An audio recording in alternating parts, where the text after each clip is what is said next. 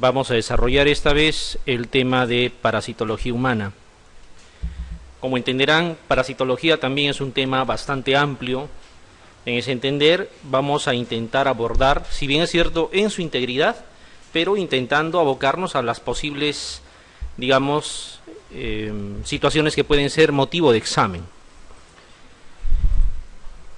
Vamos a empezar comentando ciertas generalidades de los parásitos en general.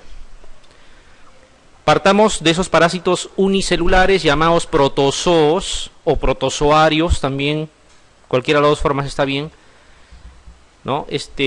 Son de tipo unicelular y básicamente son de diferentes caracteres. Justamente vamos a ir abordando sus características y de acuerdo a ello iremos dándole nombre y clasificándolos. Van a ver que no es nada complicado.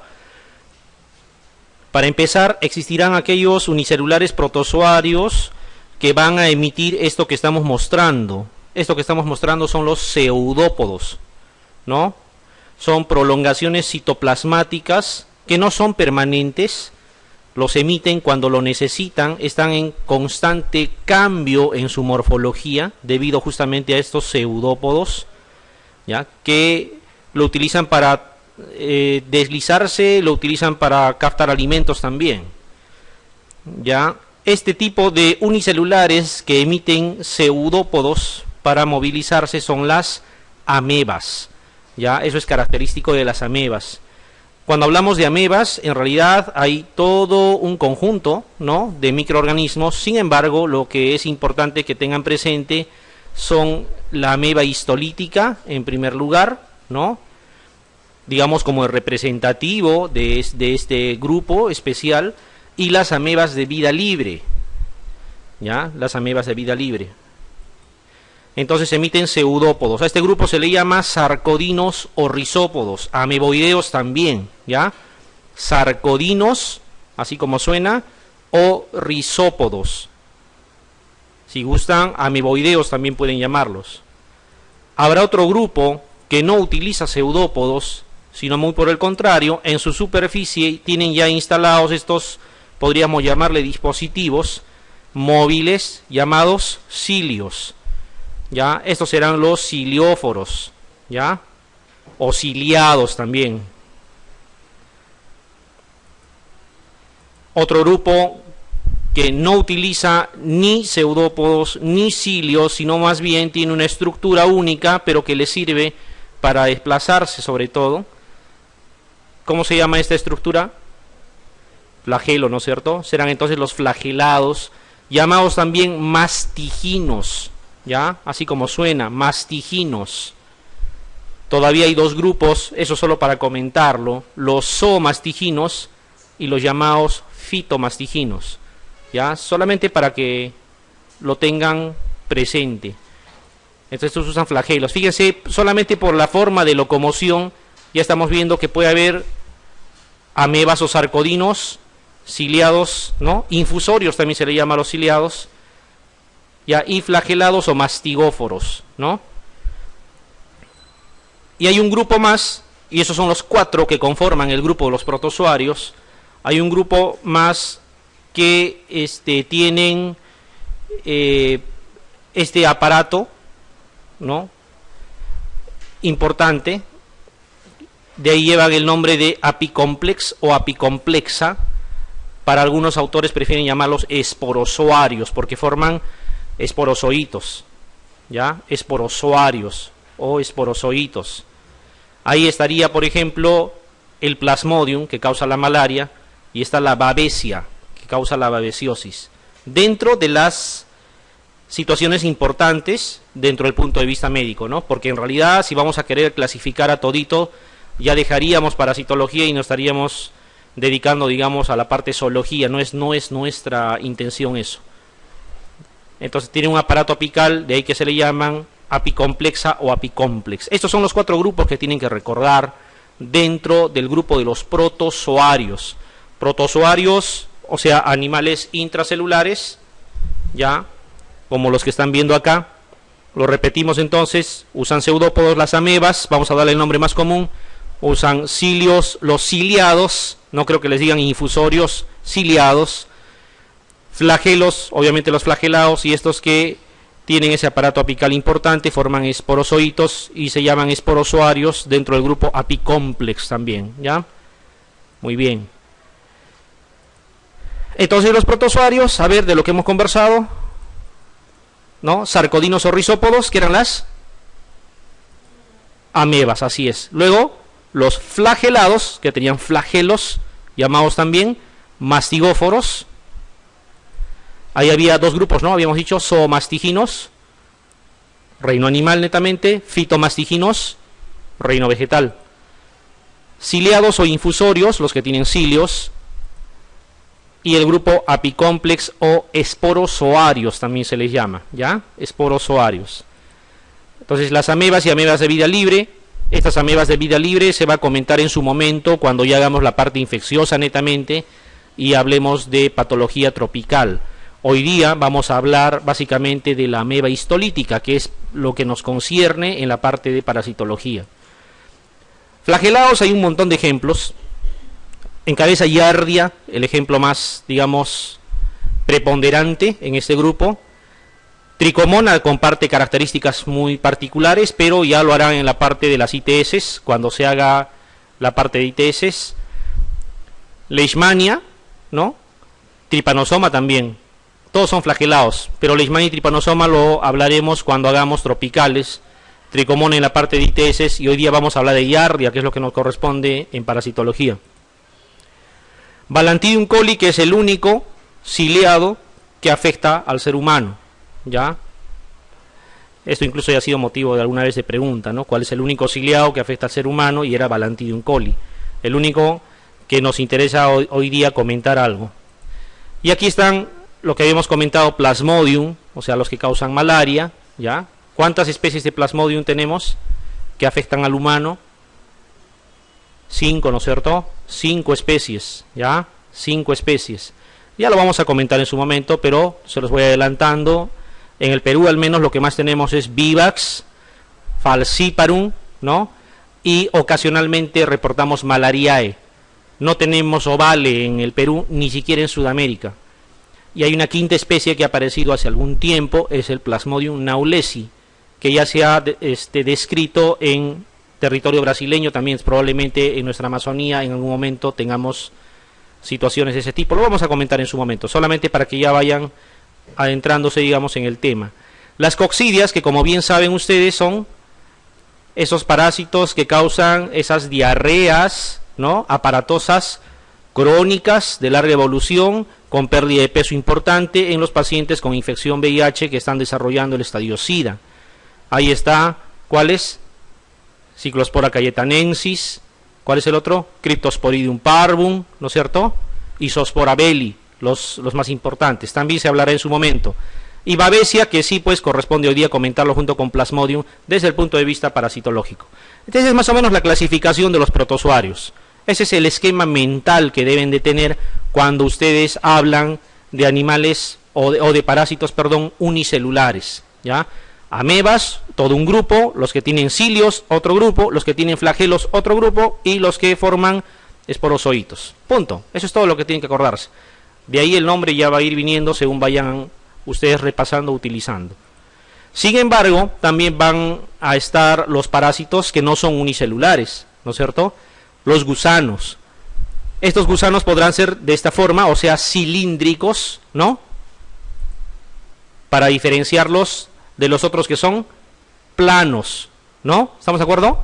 Cilíndricos y planos. Los planos todavía son, como aquí ven, no segmentados, o pueden ser los planos segmentados.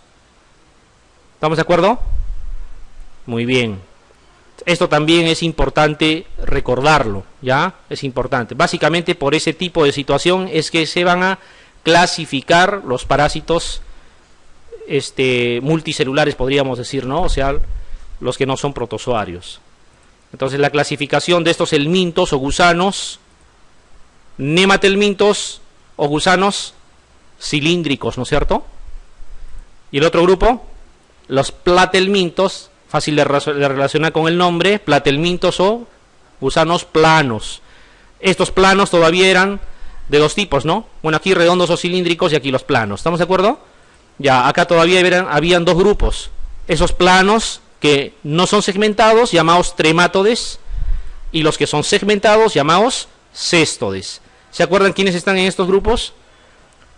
El más representativo de los tremátodes, y que quizá sea el que les puedan preguntar en algún momento, ¿se acuerdan cuál es? La fasciola hepática, ¿no es cierto? Aquí está la fasciola hepática, está el Paragonimus, ¿no? Schistosoma también. ¿Ya? Esas son las tres que tienen que recordar. Fundamentalmente fasciola. Siempre es importante tener un representativo para acordarse. Cuando les hablan de ameba histolítica va a la cabeza. Les hablan de ciliados, ustedes se acuerdan del Balantidium coli, ¿no? Les hablan de flagelado, Giardia. Eso es más o menos lo que ustedes tienen que recordar para que tengan una idea, porque eso es lo que les van a preguntar, lo más común. No van a buscar una especie rara para hacerles un cuestionamiento. Y los céstodes, ya pues está de más decirlo, conocido, ¿no es cierto? Usan los planos segmentados, aquí están las tenias, todas las tenias en general, ¿no? Con importancia clínica y que hoy día debemos de repasar sí o sí, tenia solium, involucrada en lo que es cisticercosis, ¿no es cierto? ¿Qué otra tenis importante desde el punto de vista médico en nuestro medio? La saginata no tiene tanta trascendencia, claro, sí es importante que lo sepan, pero no es tan trascendente. Otro, Echinococcus granulosus, del quistiatídico, ¿no es cierto? Eso sí. Y otro, las tenias del pescado, que producen anemia megaloblástica porque se consumen nuestra vitamina B12. Diphyllobotrium latum, Diphyllobotrium pacificum, ¿ya? Esas son las tenias que tenemos que tener presentes. Lógicamente, si ustedes revisan, hay muchas más, ¿ya?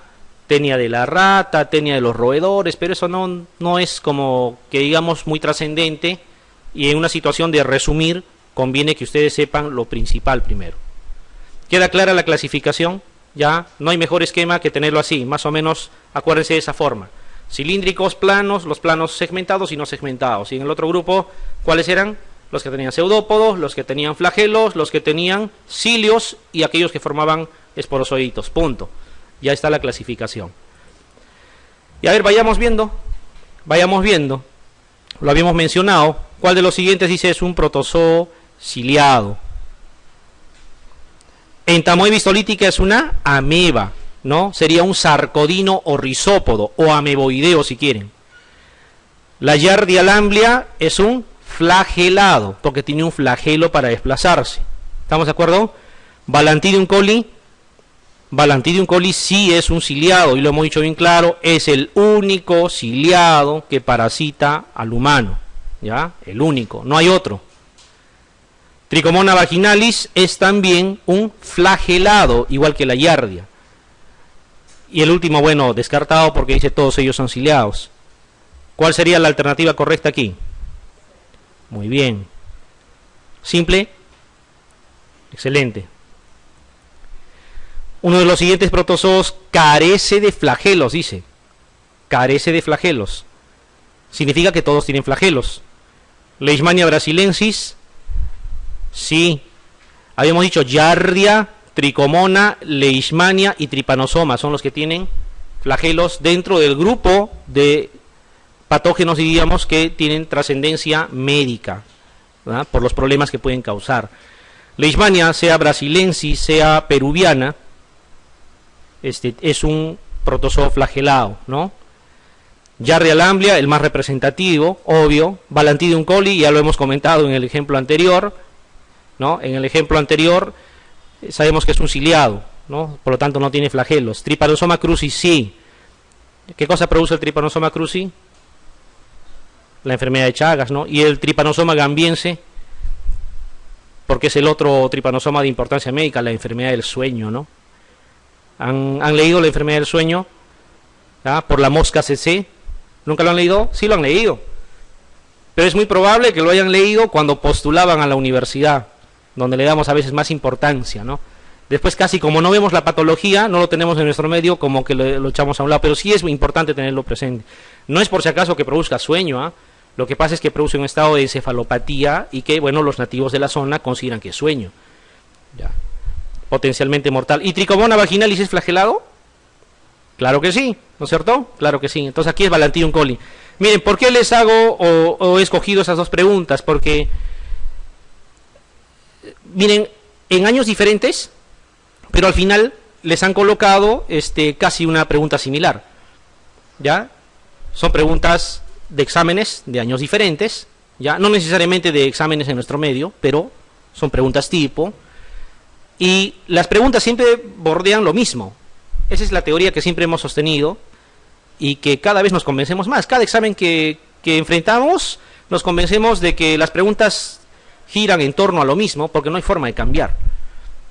Si ustedes se dieran la molestia de fabricar exámenes, se van a dar cuenta que en el tercer, cuarto examen que están fabricando tienen que repetir e intentar cambiar las alternativas o la forma de preguntar, porque no hay más que preguntar, salvo que se vayan a lo rebuscado, lo que nadie conoce, y eso ya no sería examen. ¿Ya? Entonces, importante conocer lo que debemos conocer primero. Después ya se vayan a lo raro. Los siguientes son gusanos planos, excepto fasciola hepática, representativo, ¿no es cierto? Los gusanos planos eran segmentados y no segmentados. Los no segmentados son los trematodes y los segmentados son las tenias. ¿Sí? Ya, en ese grupo de los no segmentados, habíamos dicho fasciola, ¿cuál es el otro? Paragonimus, que cuando miren una foto son prácticamente idénticos, no hay forma de diferenciarlos. ¿Ya? Y estaba también chistosoma, ¿no es cierto?, que no está entre las alternativas. Entonces, planos son A y C, definitivamente. Las tenias también. Si digo tenia saginata, ni hablar, es un plano, ¿no? ¿Hymenopletis nana es una tenia? Claro que sí, también. No es algo, digamos, de mucha trascendencia, como la tenia solium, pero sí es. Strongyloides stercolaris no es. Strongyloides stercolaris es un gusano cilíndrico. ¿Ya? Entonces, es cuestión de que ustedes sepan cuáles son tenias. Básicamente son esas, ¿no? Tenia solium, tenia saginata, Hymenopletis nana aquí, ¿qué más? Los Diphyllobotrium y Echinococcus granulosus. No hay más que de preocuparse, más que de los que hemos mencionado. ¿Cuál sería la alternativa correcta aquí? Muy bien. ¿Qué cosa es lo que produce la fasciola hepática? Es un cuadro, como su nombre lo indica, que imita a un cuadro biliar, ¿no es cierto? Agudo, ¿no? Potencialmente riesgosa también. La tenia saginata, bueno, también produce teniasis, pero por si acaso, y les adelanto, porque quizá no lo vamos a comentar, la tenia saginata no produce cisticercosis, ¿ah? Por si acaso. No lo produce. Cisticercosis es exclusividad de la tenia solium. Que quede claro, la tenia saginata es la tenia del ganado vacuno, la tenia del buey también le llaman, ¿no? Paragonimus peruvianus, ¿qué cosa produce? ¿Han visto paragonimiasis alguna vez? La paragonimiasis es un cuadro idéntico a la tuberculosis, ¿ya? O sea, es un paciente que tiene cavitaciones en el pulmón, que hace hemoptisis, que tiene tos de mucho tiempo de evolución y que obviamente sus BKs son negativos. Muchas veces es motivo de inicio de terapia empírica anti-TB y tampoco responden, eso es obvio, no va a responder porque no es TB. Hasta que a alguien se le ocurre preguntar si ingiere cangrejo de río, semicrudo sobre todo, porque ese es el hospedero intermediario. Y ya pues sospechen Paragonimus y con 3 días de albendazol está curado, en vez de los 6 meses por gusto del anti-TB. Importante saberlo y tenerlo presente. ¿Dónde tenemos Paragonimus en el Perú? Así es, en la zona norte del Perú, Cajamarca más que todo, ¿ya? Cangrejo de río, ténganlo presente. Muy bien. Y al Strongyloides también denle su lugar, ¿ah? Porque todos los exámenes, dense la molestia de revisar los exámenes desde el año 2002 creo, todos los exámenes viene una pregunta de Strongyloides. Y el 90% de las veces les preguntan por su forma infectante, de diferentes maneras. ¿Ya? Y en el último examen les han preguntado con qué cosa se trata, pero al final les siguen preguntando Strongyloides. No hay forma de que no esté en un examen. No sé qué les puedan preguntar ahora, pero igual tenemos que recordar. ¿Qué les estoy mostrando ahí? ¿Qué están viendo ahí? ¿Fotosíntesis o no? Eso es fotosíntesis. Claro que sí, es fotosíntesis. Sin embargo, es un animal. ¿Hay animales que fotosintetizan? La respuesta es sí, hay uno solo. Esto es solamente para motivarlos, ¿ah? No es que esto les van a preguntar, ¿ya? ¿Se acuerdan cuando les habíamos hablado de los flagelados o mastigóforos? Habíamos dicho eran dos grupos, fitomastiginos y zoomastiginos. ¿Por qué han hecho esa clasificación? Porque justamente hay uno de ellos que se comporta como vegetal porque fotosintetiza y se comporta como animal porque se transporta, ¿ya? De ahí que ha sido necesario hacer esa clasificación. Este es el único. Para los que no me creen, pueden pensar que estoy mintiendo, mírenlos, ahí se están moviendo. Fotosintetizan como plantas, pero se mueven como animales. ¿Cómo se llama esta especie? Euglena viridis, viridis de verde, ¿ya? Euglena viridis, es un flagelado, ¿ya? Es un flagelado. Ya se convencieron. Muy bien, vayamos a comentar entonces los protozoos de importancia médica, ¿ya? Los protozoos de importancia médica.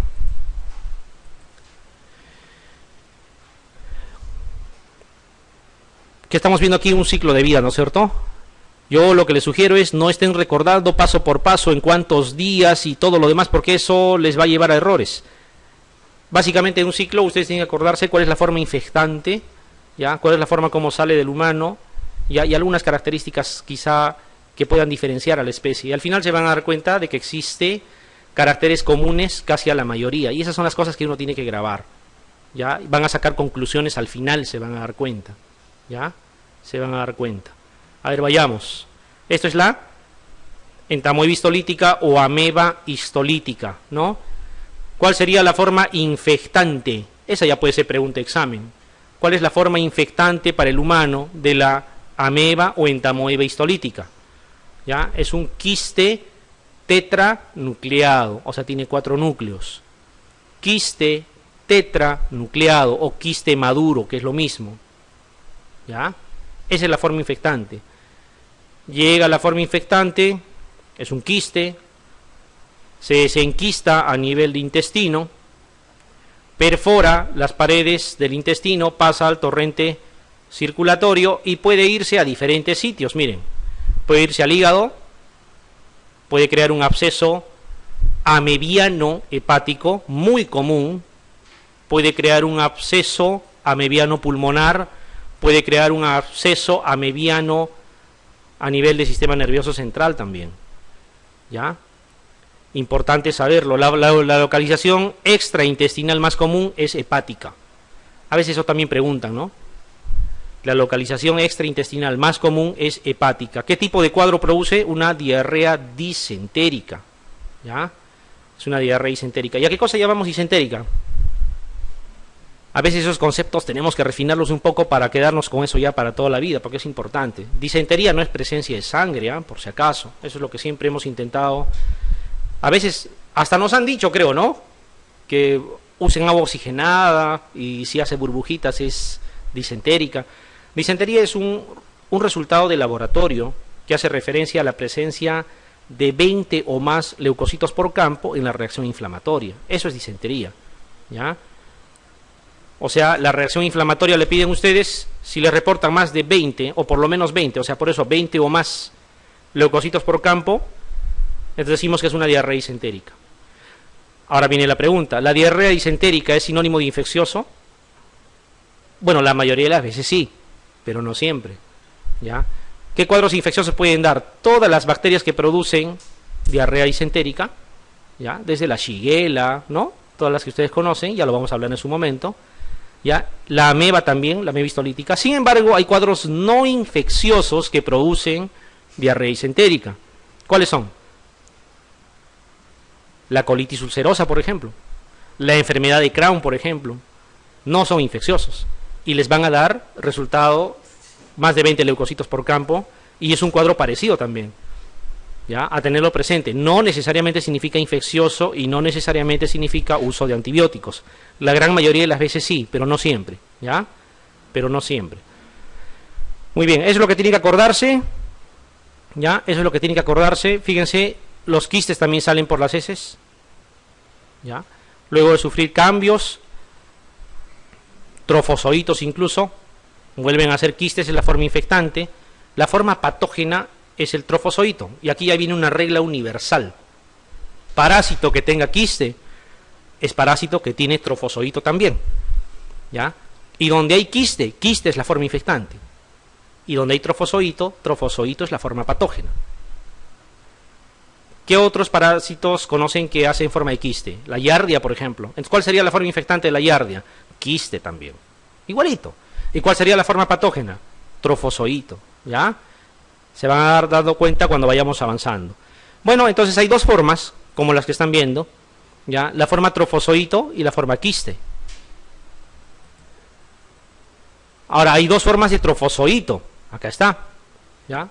Dos formas de trofozoito. La forma magna, así se llama, eso es un dato teórico, pero les pueden preguntar qué es la patógena propiamente, la que causa problemas, y la forma minuta, que es no patógena. ¿Ya? Diferenciarlo al microscopio a veces es casi imposible. ¿Ya? Uno se puede dar cuenta porque a pesar de que tiene el trofozoito, no tiene ningún problema. Y entonces quizás sea la forma no patógena. ¿Qué produce? Disentería amebiana se llama, ¿ya? Disentería amebiana.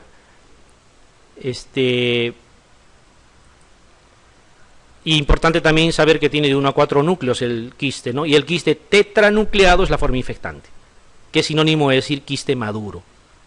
¿Ya? Son las cosas que tienen que acordarse de la entamoebistolítica y que obviamente puede causar abscesos a nivel hepático, a nivel pulmonar, a nivel cerebral. ¿Con qué cosa vamos a tratar un cuadro de amebistolítica? De elección sigue siendo metronidazol, ¿ya? Sigue siendo metronidazol. Las dosis es importante, ¿ya? Las dosis es importante.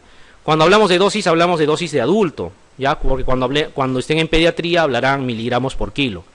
La dosis de un adulto estándar es 750 cada 8 horas, ¿ya? Durante 10 días. 750 miligramos cada 8 horas durante 10 días. Por ahí van a encontrar otros esquemas diferentes, pero más o menos eso es lo estándar, ¿ya? Eso es lo estándar. Si yo le digo, si tiene un absceso amebiano hepático, ¿cuál sería el tratamiento? Igualito, metronidazol, 750 cada 8 horas por 10 días. Si tiene un absceso pulmonar, otra vez metronidazol, o sea, no es quirúrgico, ¿ya? El tratamiento de la amebistolítica y los abscesos amebianos es médico, no es quirúrgico. Si fuera cerebral, también, ¿ya? También. ¿Cuánto es la biodisponibilidad del metronidazol? Hablando del metronidazol. Porque es importante saber qué porcentaje de la dosis que se administra llega a la circulación. Eso se llama biodisponibilidad, ¿no es cierto? Algunos antibióticos tienen 100% de biodisponibilidad y justamente el metronidazol es uno de ellos. Su biodisponibilidad por vía oral es 100%. Significa que es igual que le den por vena o que le den por vía oral. Se va a absorber la totalidad, ¿ya? Del metronidazol. No se olviden, ¿ah? ¿Qué otros antibióticos tienen esa característica?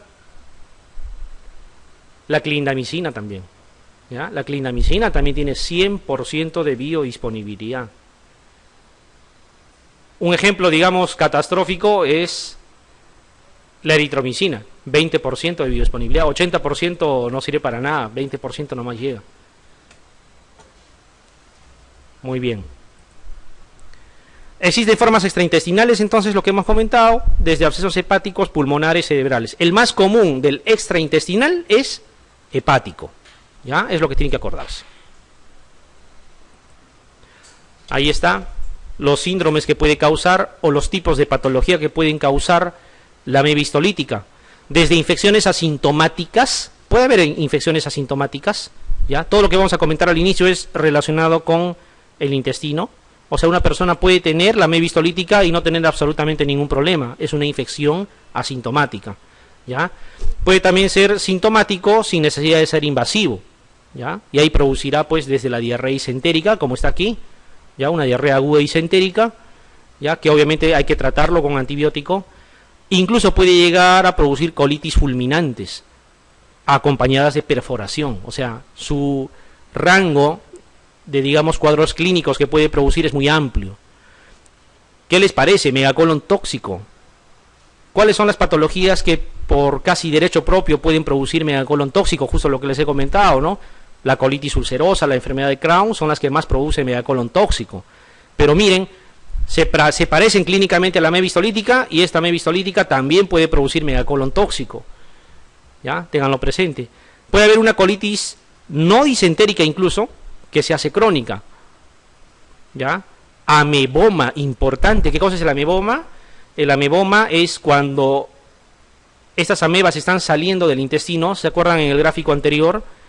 Para pasar al torrente sanguíneo, y no logran atravesar el intestino, se quedan atrapados y van formando en el tiempo una especie de tumoración a nivel del intestino. Eso se llama ameboma, ¿ya? Y este ameboma tiene un lugar predilecto, pregunta de examen, ¿ya? En el último banco que ustedes revisen, esos que les venden en San Fernando, están considerando los últimos exámenes, entonces hay cosas que ya no están. Pero les digo que claramente algunas preguntas las repiten de años anteriores, entonces tratan de conseguirse, si van a revisar banco, también los bancos anteriores, ¿ya? Esto ya fue pregunta alguna vez, ¿cuál es el lugar más común del ameboma? La respuesta es ciego, ¿ya?